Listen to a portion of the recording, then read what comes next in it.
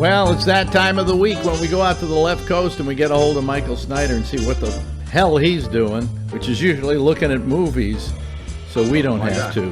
Yeah, hi, Michael. How are you? I'm bleary-eyed.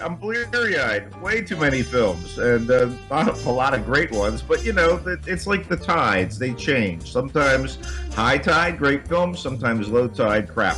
Anyway, let's dive into the crap.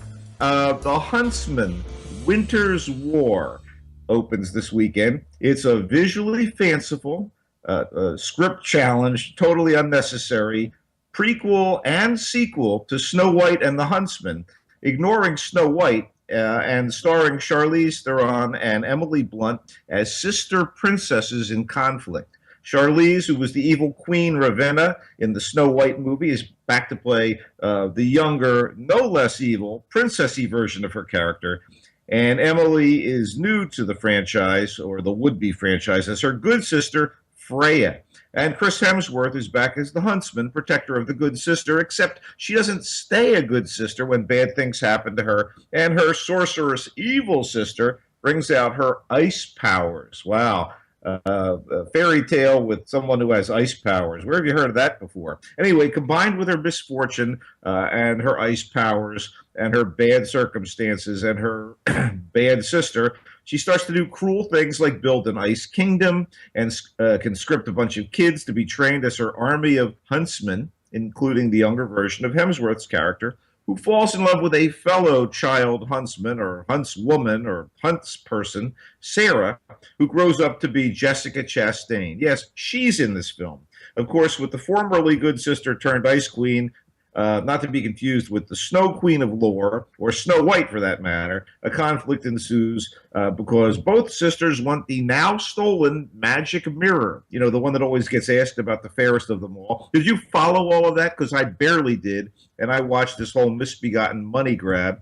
If it's meant to be a tentpole film for a franchise, I mean, the tent should collapse. The clock is punched by a crew of really fine actors who are trapped in this visually splendiferous CGI fairy tale, directed by, I believe, the visual effects guy from Snow White and the Huntsman, Cedric Nicholas Troyan, who slaps a bunch of old and new tropes together in an uneasy gruel that doesn't taste good, nor does it satisfy. So there are plot holes galore. I mean, Freya the Ice Queen and a conflict between sister princesses.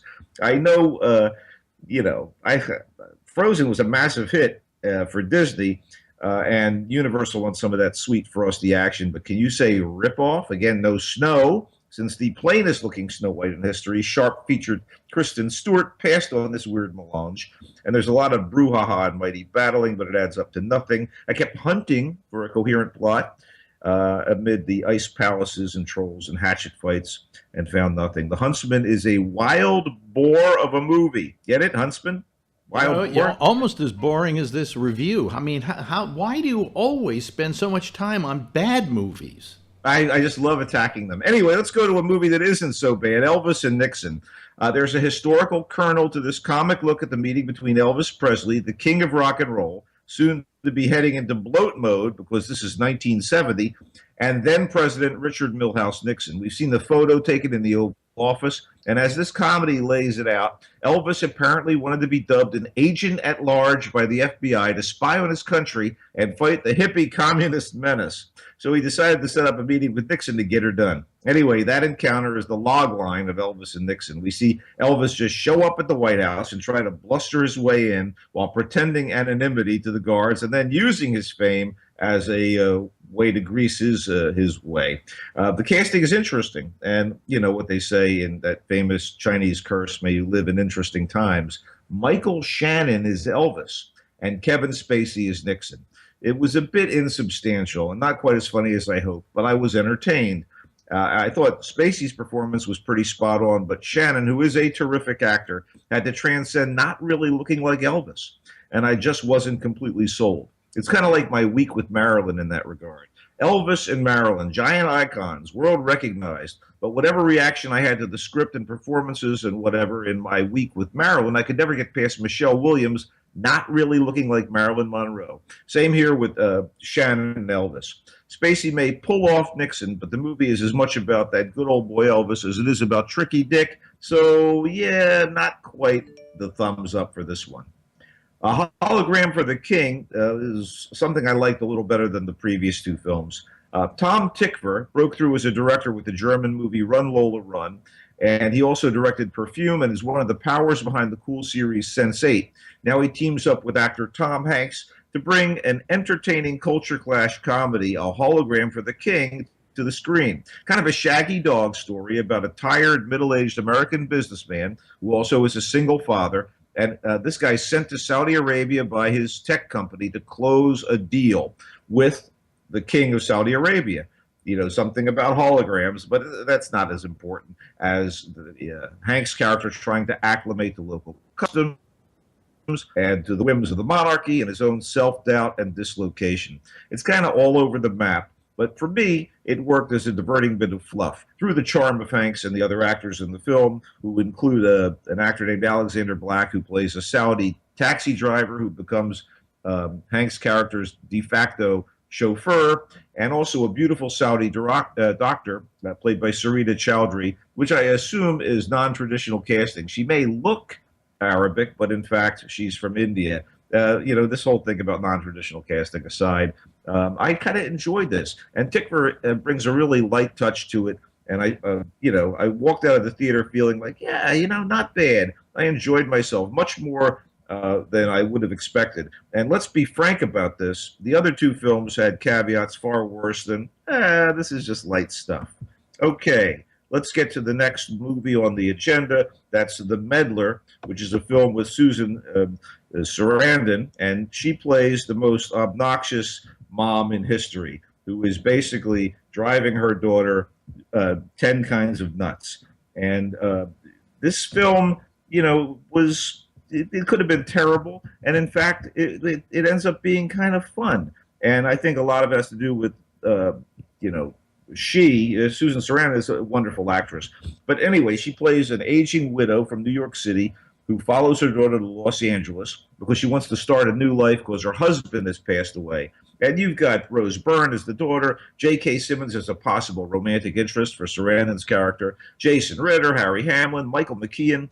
It's pretty much a lot of fun. And, they have a lot of fun with locales like the Grove in L.A. And, of course, the fact that she is the mom is a Yenta, and she's determined to push her advice on anyone and everyone, particularly her daughter.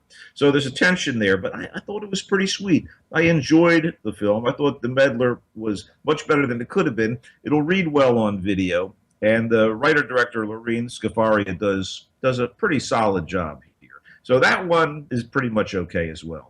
There are a few other films opening this weekend, but, we'll get to them when we can get to them. One of them in particular I'm interested in is called Men and Chicken, and I believe it's from Denmark, but, maybe not the most important film out there. And there's also an interesting documentary on David Hockney that I've yet to watch. What are you watching on television, buddy? Anything? Nothing really, no. Nothing.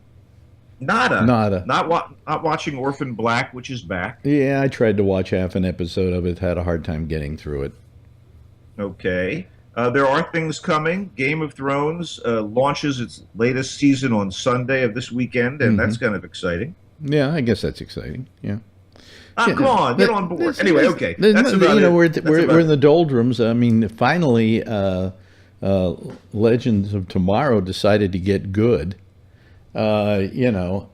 Meanwhile, Arrow hardly even shows up anymore. I don't know why they're not running it. So it's interesting that the most recent episode of Legends of Tomorrow was directed by Rachel Talalay, who directed Tank Girl and has been doing a lot of TV genre work. She did some Doctor Who episodes, but I agree with you. The most recent one had a real verve to it. So yeah, but I mean, the Flash has still been pretty good. Supergirl finished the season with a cliffhanger, but they may or may not be renewed. We don't know yet. So. So don't leave me with a cliffhanger if you're not going to get renewed. I hate that. Yeah. Well, anyway, that's about it. That's it for you. Yeah, that's it for me. I recommend that people suffer through the commercials and enjoy The Night Manager, still rolling out on AMC. And I guess we'll be back next week with more fun. You can get me at Twitter @Culture Blaster.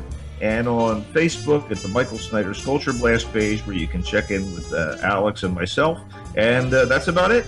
Okay. Thank you very much, Michael. We'll see you again next week. And there's more GABNet coming right up.